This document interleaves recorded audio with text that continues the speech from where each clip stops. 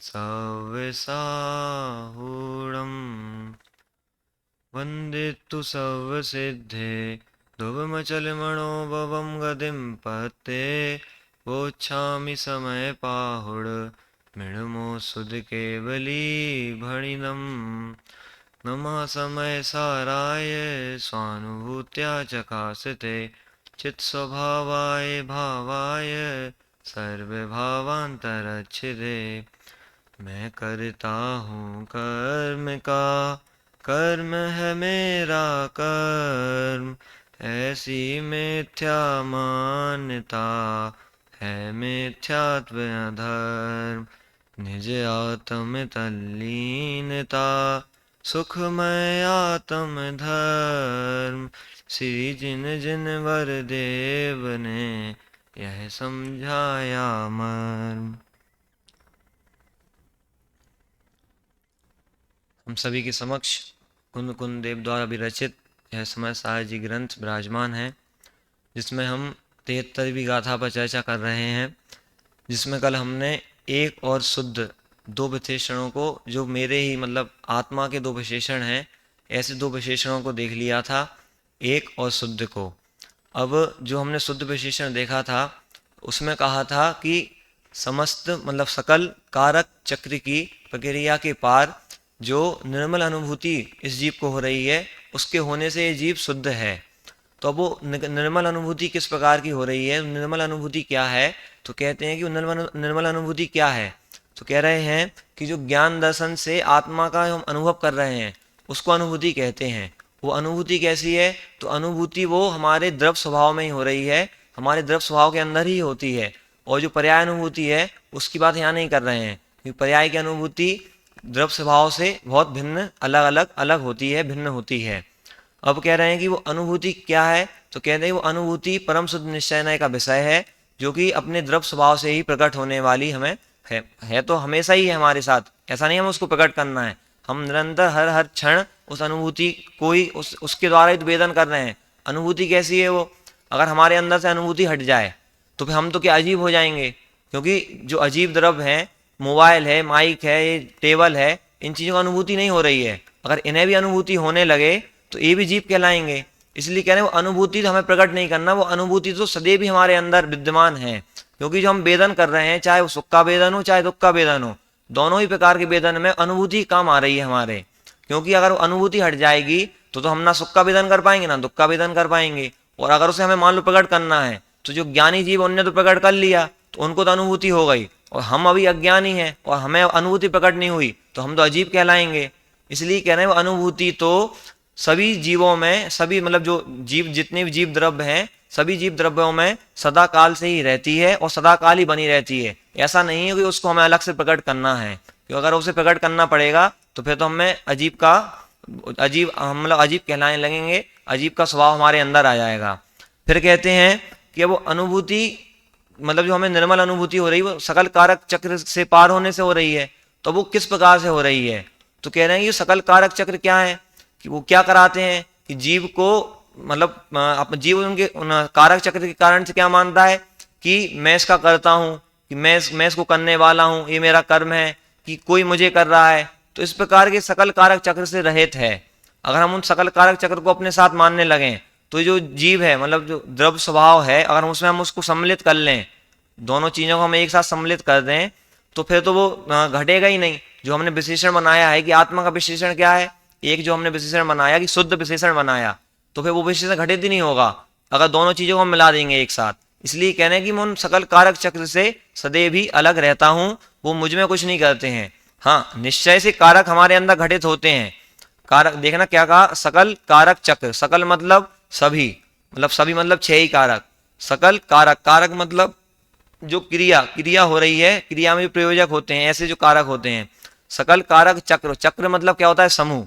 ऐसे जब समूह मतलब 6 कारकों का जो समूह है, अगर उसको हम अपनी अनुभूति में अपने साथ उनको साथ में कर लें तो फिर क्या होगा कि जो हमने शुद्ध विशेषण बनाया वो उस चीज में घटित नहीं होगा। इसलिए कह रहे हैं कि सकल कारक चक्र वो हैं, वो अलग हैं, और उनसे जो पार हो रहे हैं हम, और जो अनुभूति हो रही है, और उस अनुभूति से होने से हम क्या हैं, शुद्ध, हमारा एक जो विशेषण बनाया वो शुद्ध विशेषण आता है। अब कह रहे हैं कि जो अनुभव हम कर रहे हैं, अब देखना अनुभूति और अनुभव दोनों में भी अंतर है। अनुभव क्या है? दर्शन गुण की पर्याय। अनुभूति क्या है? चारित्र गुण की पर्याय। अब जो अनुभव हो रहा है, अनुभव तो कौन? चौथे गुण स्थान से लेकर कहाँ तक? अनुभव और अनुभूति दोनों चौथे गुण स्थान लेकर सिद्ध अवस्था तक होता है। अब जो अनुभव कर रहे हैं, अनुभव किस चीज का कर रहे हैं? हम अपने आत्मा का द्रव्य स्वभाव का अनुभव कर रहे हैं। अनुभूति भी हम किस चीज कर रहे हैं? द्रव्य स्वभाव ही कर रहे हैं। अब देखना, जैसे चौथे गुण स्थानवर्ती जो जीव है, अब वो क्या कर रहा है? अपने आत्मा का अनुभूति तो कर रहा है, लेकिन जो उसे अनुभव कर रहा है, अनुभूति जो हो रही है, उसकी कितनी अनुभूति हो रही है, उसे कितना सुख मिल रहा है कि एक कसाय चौकड़ी के अभाव में मिल रहा है। और जो सिद्ध हैं उन्हें अव्ययवाद सुख मिल रहा है। क्यों? कि उनको अब एक भी कर्म नहीं रह गया है, इसलिए उन्हें उतना ज्यादा सुख मिल रहा है। तो क्या कहना है कि अनुभूति तो दोनों जीव कर रहे हैं, लेकिन दोनों का अनुभव थोड़ा अपने अपनी कसायों की अपेक्षा से रहता है। उनकी एक भी कसाय नहीं रही, इसलिए उनका अनुभव कैसा है? अव्ययवाद सुख हो रहा है। और इसका कैसा है? अभी इसका एक कसाय के अभाव में उतना अनुभव हो रहा है इस जीव को। ठीक है। अब कहते हैं जो अनुभव है उसमें भी एक चीज का ध्यान रखना चाहिए, क्योंकि अगर अनुभव के समय में भी हम ध्यान ध्याता देह का विकल्प करेंगे, किस किस का? ध्यान ध्याता और देह, इनका विकल्प करेंगे, तो वो अनुभव हमारा, वो जो ध्यान कर रहे हैं वो टिक ही नहीं पाएगा। और जब वो टिकेगा नहीं तो क्या होगा? जो राग आदि हैं उनकी उत्पत्ति होने लगेगी, क्योंकि जिस समय हम अनुभूति कर रहे हैं, ध्यान कर रहे हैं, उस समय राग आदि की उत्पत्ति नहीं होती है। और जिस समय हम इससे भिन्न होते हैं, इससे अलग हो जाते हैं, उस समय राग आदि की उत्पत्ति चालू हो जाती है। फिर से राग आदि कर्म, राग आदि क्रोध आदि भाव हैं, वो इस जीव के फिर से होने लगते हैं। इसलिए कह रहे हैं कि जिस समय भी हम, अगर एक सेकंड के लिए भी हमारा अनुभव, मतलब एक सेकंड के लिए हमारा ध्यान अगर थोड़ा बहुत भी डगमगाता है, तो क्या हो जाएगा? वो हमारा अनुभूति जो हम कर रहे थे निरंतर, वो टूट जाएगी। अनुभव जो हम कर रहे हैं निरंतर, वो छूट जाएगा, टूट जाएगा। इसलिए कह रहे हैं कि हमें एक सेकंड के लिए भी वो अंतराल उसमें नहीं करना चाहिए। अब जैसे कोई कहेगी निश्चय से तो कारक घटित होते हैं। अब निश्चय से जैसे कारक घटित हो रहे हैं, तो हम उसमें अगर हम ऐसा मानेंगे कि ये भाव मेरे हैं, मैं ही अपने भावों का करता हूँ, अगर हम इस प्रकार का विकल्प लाएंगे मन में, तो क्या हो जाएगा?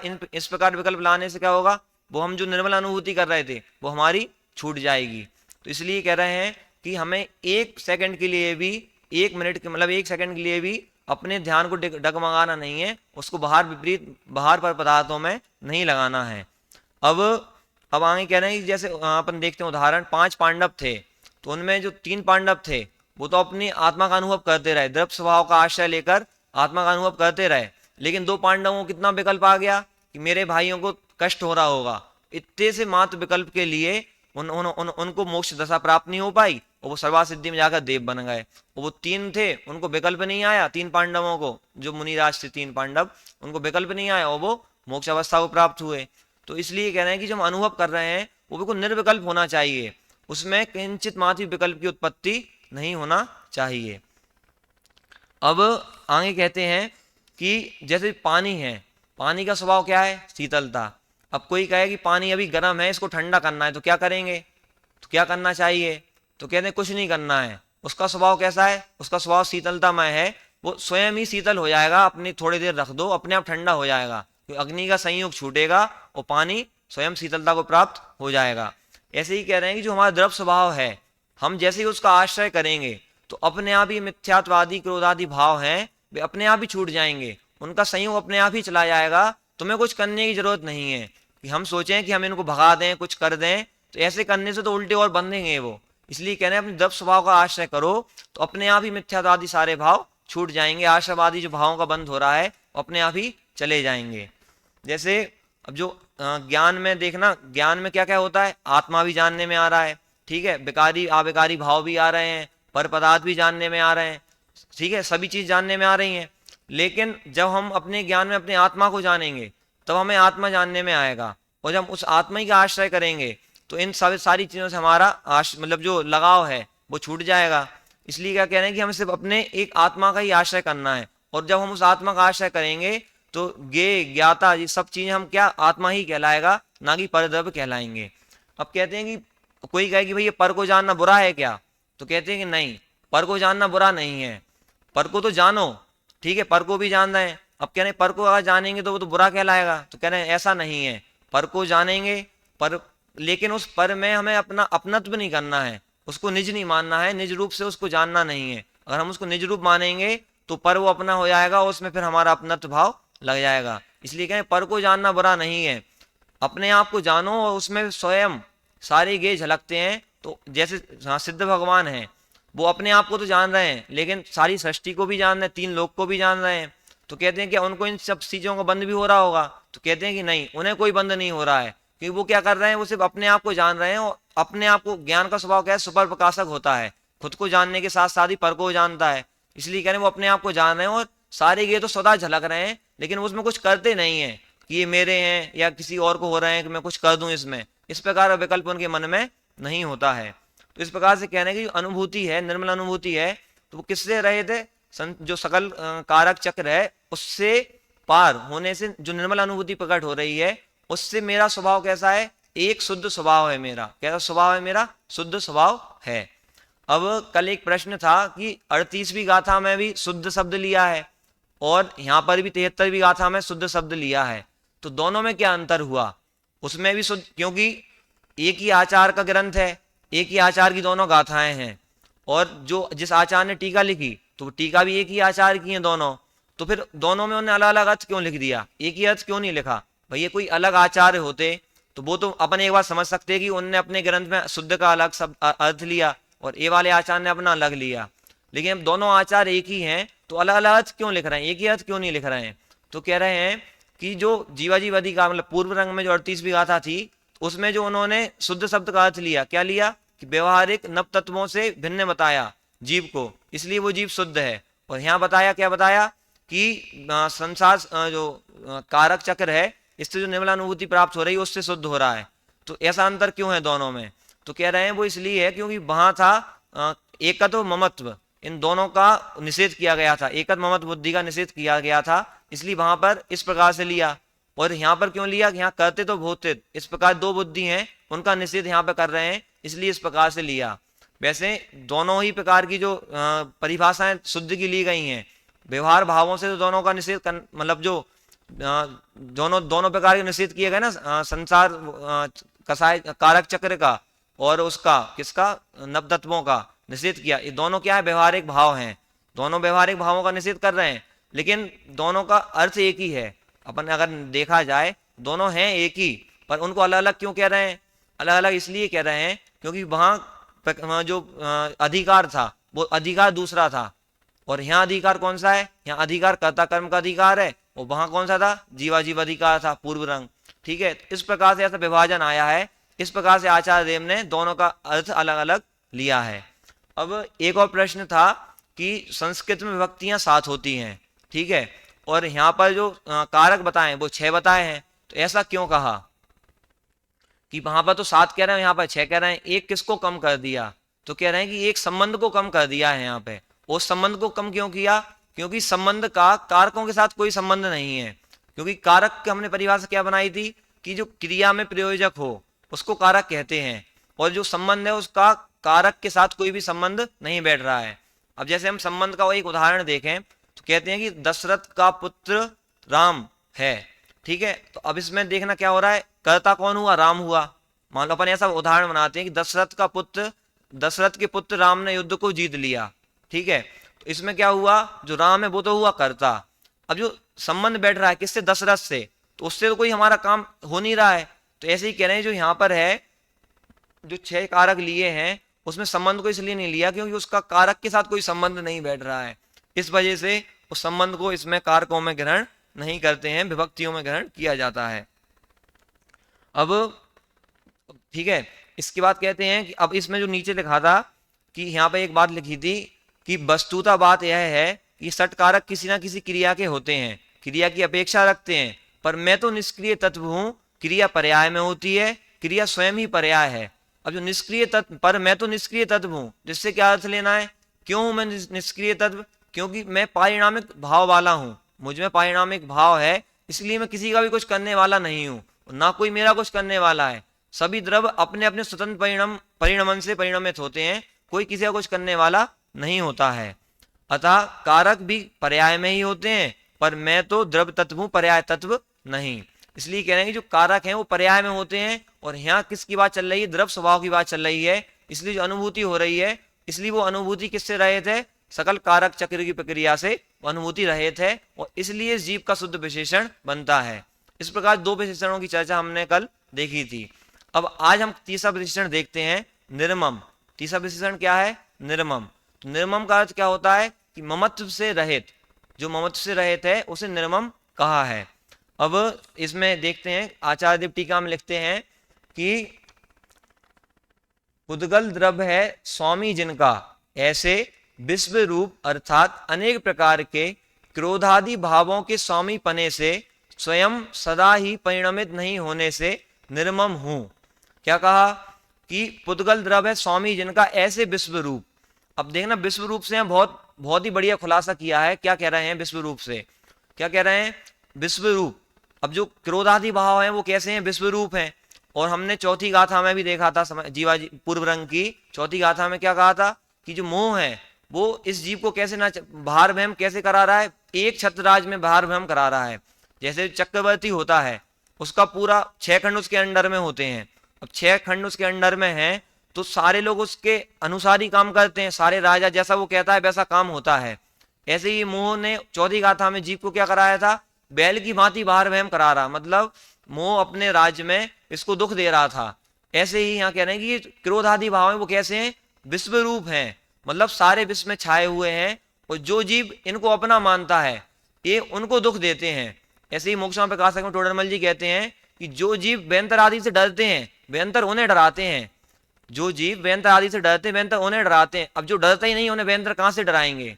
और फिर कहते हैं कि अब आपका पाप का उदय होगा तो फिर व्यंतर तो आएंगे ही, अगर वो कुछ करेंगे तो होगा, और अगर पुण्य का उदय होगा तो व्यंतर क्या, कोई भी आ जाए, कोई आपको कुछ बिगाड़ने वाला नहीं है।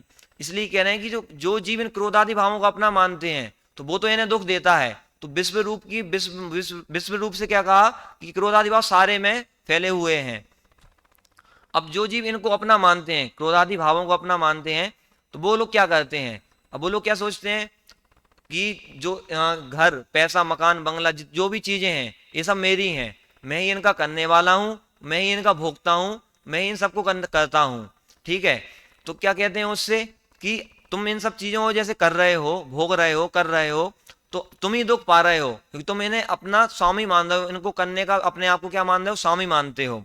और जो जीव इन्हें अपना स्वामी नहीं मानते हैं, इन चीजों को करने का अपने आप को स्वामी नहीं मानते, वो जीव सुखी होते हैं और तुम दुखी, इसी दुख में पड़े रहते हो कि आज मैंने ऐसा किया था लेकिन ऐसा नहीं हुआ, मैंने ये स्टॉक खरीदे पर ये उसमें घाटा लग गया मुझे। ठीक है, तो हम लोग क्या सोच रहते हैं कि अब मैंने ऐसा किया था, मैंने ऐसा किया था, मैंने ऐसा किया, और इसी चीज में हम दुखी हो रहे हैं। इसलिए कह रहे हैं कि जो जीव इन क्रोधादि भावों को अपना, अब देखना क्रोधादि भावों को आचार्य देव ने 50 से 55वीं गाथा में जो 29 बोल बताए हैं उनमें इन सभी भावों को दो चीजों में ले लिया, गर्भित कर लिया, वर्णादि और राग आदि। 2 प्रकार के भावों में ही 29 प्रकार के भाव गर्भित कर दिए गए। ठीक है, अब जो 29 प्रकार के भाव 2 भावों में गर्भित हो गए, मतलब 2 चीजों में गर्भित कर दिए, वर्णादि और राग आदि में। अब हम क्या कर रहे हैं? हम किसी चीज से राग कर रहे हैं, उसको अपना मान रहे हैं, तो क्या हम स्वयं ही दुखी हो रहे हैं। और जो जीव ऐसा नहीं करते हैं वह सुखी देखे जाते हैं। जो मुनिराज होते हैं हमारे, वो क्या कर रहे हैं? वो जो मान लीजिए देखो मुनिराज हैं तो उनको भी राग हो रहा है, राग की उत्पत्ति उनको भी हो रही है, लेकिन वो उस राग को अपना नहीं जानते हैं कि ये राग मेरा है, इस राग को मैं करने वाला हूँ। राग आ रहा है, राग चला जा रहा है, लेकिन वो ऐसा नहीं जानते कि इस राग राग मेरे कारण उत्पन्न हो रहा है, कि मैं इस राग को कुछ करूंगा, कि मैं इस राग का करने वाला, इस धरने वाला हूँ।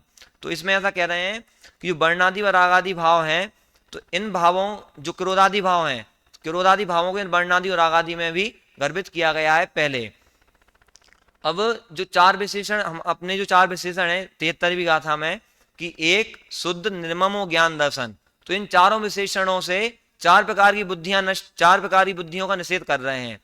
एक से किसका निषेध कर रहे हैं? एकत्व बुद्धि का, कि मैं एक हूं और इसलिए एकत्व, मतलब मैं एक हूं, मतलब जीव अलग है और अजीव अलग है। तो इस प्रकार से जो जीव ऐसा मानते हैं कि जीव और पुद्गल एक ही हैं, तो उससे कह रहे हैं कि नहीं, जो आत्मा का एक विशेषण बताया है, मेरा एक विशेषण बताया है, उससे इस एकत्व का निषेध कर दिया गया।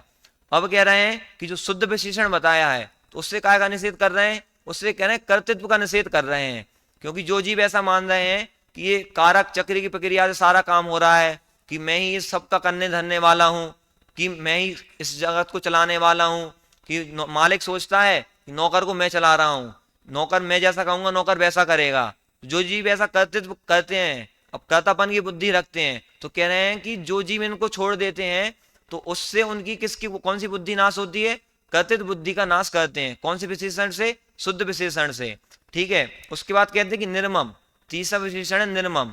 इससे कौन सी बुद्धि का नाश कर रहे हैं? तो कह रहे हैं इससे ममत बुद्धि का नाश कर रहे हैं कि जो जीव ऐसा सोच लेते हैं कि क्रोधादि भाव मेरे नहीं है, मैं इनका करने वाला नहीं हूँ, ये गाड़ी बंगला पैसा मकान मेरे नहीं है, तो ऐसा ममत जिनका छूट जाता है, तो ऐसी ममत बुद्धि का किससे? निर्मम विशेषण से निषेध किया गया है। उसके बाद कह रहे हैं जो ज्ञान दर्शन, ज्ञान दर्शन से किसका निषेध कर रहे हैं? तो भोक्तित्व बुद्धि का ज्ञान दर्शन से निषेध यहाँ पर कर रहे हैं। तो इस प्रकार से इन चारों विशेषणों से चारों प्रकार की बुद्धियों का निषेध किया गया है। और इस गाथा को हमने क्या कहा था कि समय सार की अत्यंत महत्वपूर्ण गाथाओं में से एक है, और इसमें सारा जनागम का सार भर दिया है। तो देखना, अब जो चारों बुद्धियां हो गई, अब जिस जीव की चारों बुद्धियां चली जाएंगी तो उसको क्या है? स्वतः ही सिद्ध दशा प्राप्त हो जाएगी, अरहंत दशा प्राप्त हो जाएगी। क्योंकि जब तक हम इन चारों बुद्धियों को अपना मानते हैं, अपना जानकर में प्रवर्तते हैं, जब तक हम संसार में फंसे रहते हैं। और जिस दिन हम चारों बुद्धियों का छोड़ देंगे उस दिन हमें सिद्ध दशा प्राप्त हो जाएगी। इसलिए कह रहे हैं कि इसलिए इस गाथा को सबसे महत्वपूर्ण कहा है, क्योंकि एक ही गाथा में सब सारा सार भर दिया है।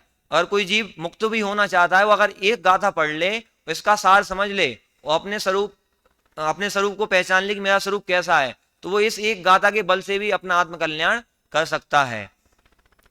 अब देखना, जैसे आपने इसमें क्या लिखा था कि पुद्गल द्रव है स्वामी जिनका, ऐसे विश्व रूप क्रोधादि भावों के स्वामी पने।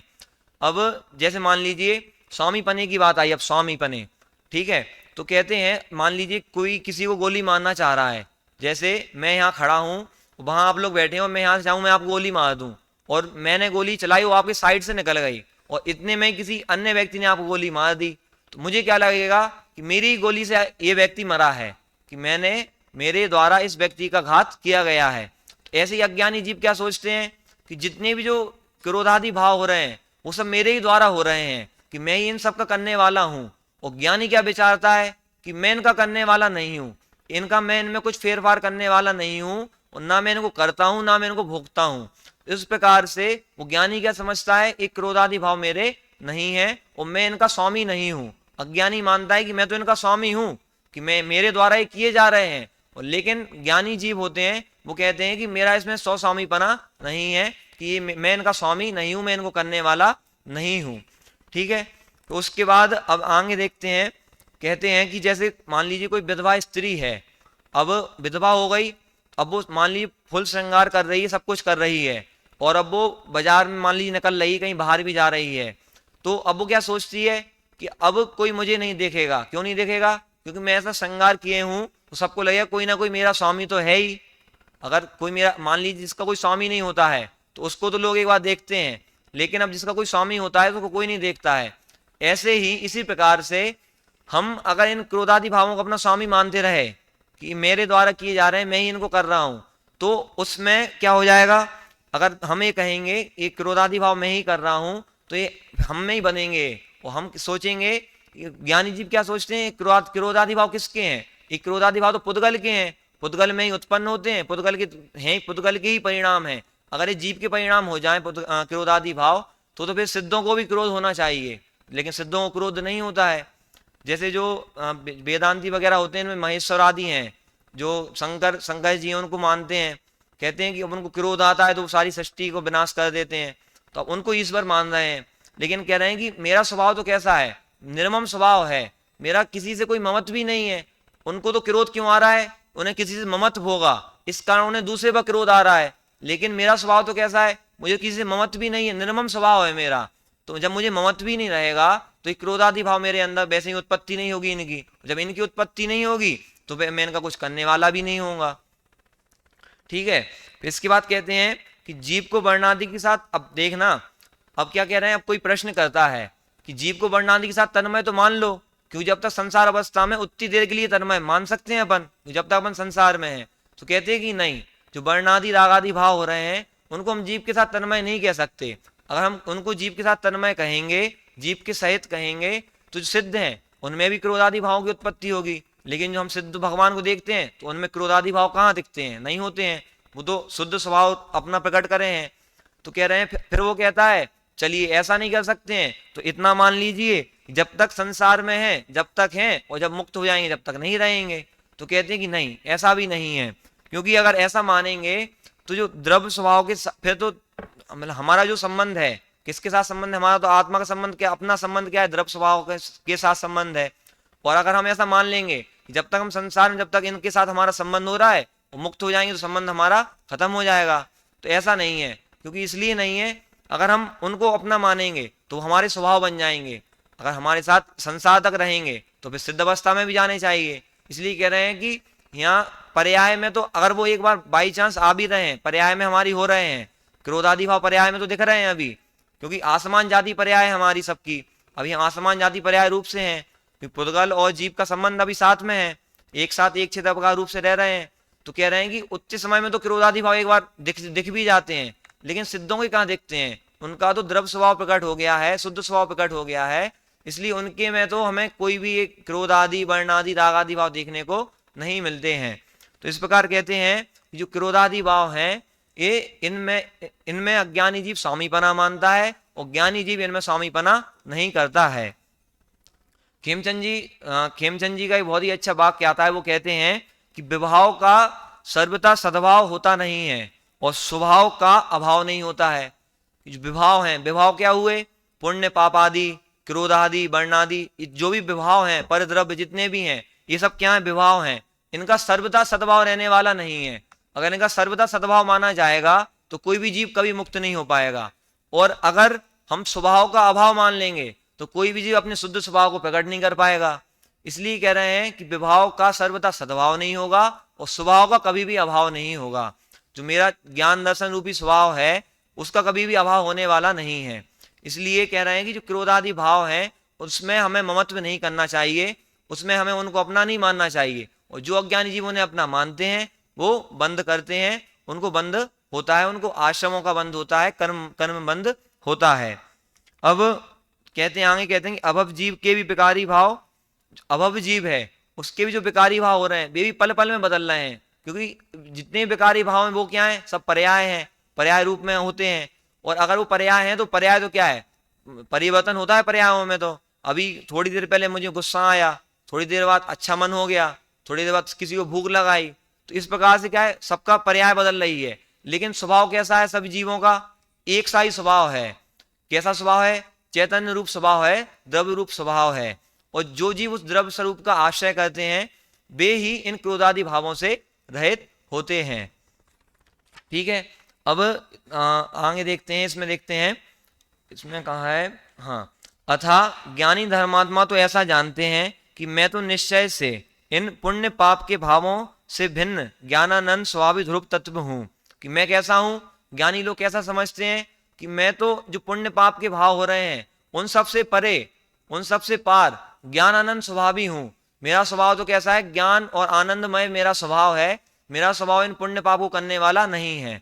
आगे कहते हैं, और ज्ञानानंद स्वभाव रूप से परिणमित होना ही मेरा कर्म है, मेरा ही कार्य है। कि मेरा कार्य क्या है, मुझे क्या करना है, तो मेरा कार्य यह है कि मैं तो अपने ज्ञानानंद स्वभाव से ही परिणमित होऊंगा और मुझे और कुछ करने की जरूरत नहीं है। मैं तो एक ज्ञानानंद स्वभाव का ही स्वामी हूँ, कर्ता भोक्ता हूँ, विकारी भावों का स्वामी नहीं, कर्ता भोक्ता भी नहीं हूँ।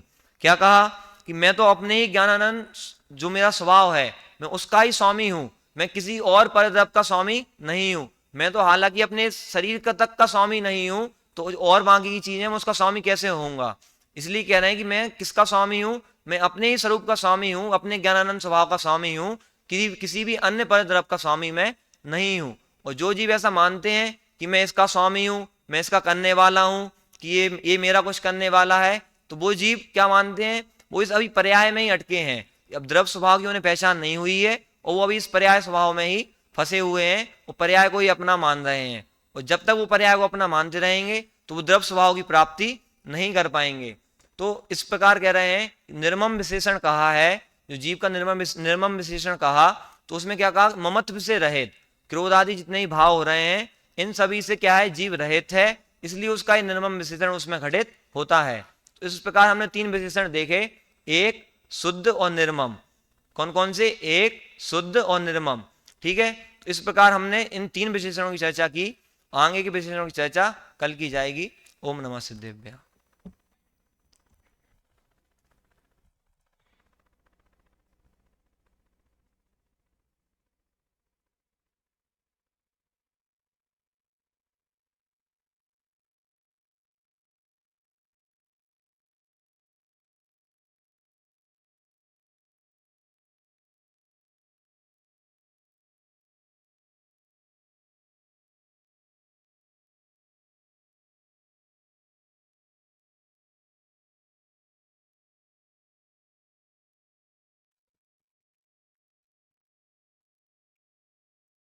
अभी हम सभी ने शास्त्री तृतीय वर्ष के विद्यार्थियों के प्रवचन के क्रम में हर्षित जैन खनिया दाना इनका द्वितीय दिन का प्रवचन सुन रहे थे। 73वीं गाथा जिसकी टीका पर चर्चा हो रही थी। भाषा शैली अच्छी है और शैली में कल मैंने कहा उसके पश्चात बहुत अच्छा परिवर्तन किया है। आज बहुत आराम से अच्छे से उस विषय को समझा रहे थे।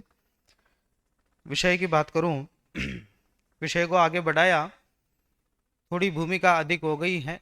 कल जो विषय आया था कारक चक्र वाला, उस विषय पर आज भी पुनः प्रकाश डाला। और प्रसन्नता की बात यह है कि उस विषय पर नया चिंतन प्रस्तुत किया। तो वह भूमिका स्वरूप नहीं हो करके कल के विषय को ही आगे बढ़ाने जैसी बात रही। और आज जो एक विशेषण की चर्चा, निर्मम विशेषण की चर्चा की, उसका भी अच्छा विवेचन किया, जिसमें 2 शब्द मुख्य रूप से जो आए हैं वो विशेष रूप से उस पर ध्यान देना चाहिए। एक तो विश्वरूप और एक पुद्गल द्रव्य का स्वामी। विश्वरूप का एक अर्थ तो आपने अच्छा किया, शुभ और अशुभ रूप, पुण्य पाप रूप जो है उन्हें लेना है। कि विश्वरूप में आप उसमें अनुशीलन में देखोगे तो दादा ने उसमें कोष्टक में अनेक प्रकार का ऐसा अर्थ लिखा है कि इसमें और भी, जैसे तीव्र मंदता जो इनकी अवस्थाएं हैं उसे भी हम लेवें, और उसके अलावा जो तत्वों से भी जोड़ा है दादा ने, और भी देखें तो राग रूप है, द्वेष रूप है, इत्यादि बातों को लेकर के भी उसके जो विश्व रूप शब्द है उसका और विशेष अर्थ है उसका कर सकते हैं। पुद्गल द्रव्य का जो स्वामी है उस बात पर आपने इस ये जो तर्क देकर के आपने उस बात को समझाया, द्रव्य स्वभावी हूँ मैं, क्रोध आदि जो पर्याय में प्रकट होते हैं इसलिए वो मेरे स्वामी होंगे तो समस्या आएगी, ये तर्क दे के समझाया। और एक जो बात उसमें है कि पुद्गल द्रव्य स्वामी है, हम तो ये देखते हैं कि जीव में होते दिखाई देते हैं, ये क्रोध आदि जो है विकार परिणामी जीव में होते दिखाई देते हैं, और शास्त्रों में भी ऐसा वर्णन आया है। तो फिर कहीं कहीं शास्त्रों में पुद्गल द्रव्य जीव को स्वामी कहा गया है और यहाँ पुद्गल द्रव्य का स्वामी कह रहे हैं। तो यही विवक्षा है वहाँ पे ला करके कि यहाँ किस विवक्षा से, यहाँ आखिरकार यहाँ भी वही जवाब है कि द्रव्य स्वभाव की चर्चा है और स्वभाव में वो सम्मिलित नहीं होते हैं इत्यादि रूप से उसका थोड़ा सा और विस्तार हो सकता था। निष्क्रिय की बात जब आई थी, जब कार्य चक्र का उपसंहार कर रहे थे कि निष्क्रिय तत्व क्यों कहा जाता है, कि साहब कि क्रिया माने क्या है, तो वो उस समय देकर के पर्याय में कि जितनी क्रियाएं हैं, जितना परिणमन है, कि वो सब, तो परिणमन में मोक्ष भी आएगा कि मोक्ष को भी लेना है, कि वहाँ से निर्मल पर्याय आदि रूप जो परिणमन है वो भी उसमें जीव में नहीं है, ऐसा उसका विशेष अर्थ है। शेष चर्चा यथासंभव आपने की है। इसी तरह समय सार की प्रत्येक गाथा को समझ करके आप विशिष्ट वक्ता बने, ऐसी मंगल भावना पाता हूँ। और अभी यहाँ आदरणीय भाई साहब का प्रवचन प्रारंभ।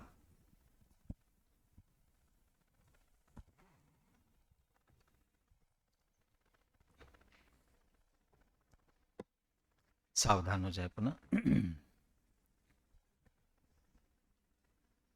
जय श्री ओम नमः सिद्धेभ्यः। तज्जयति परम ज्योति समम समस्तैरणन्तपर्याये दर्पण तल इव सकला प्रतिफलति पदार्थ बालिका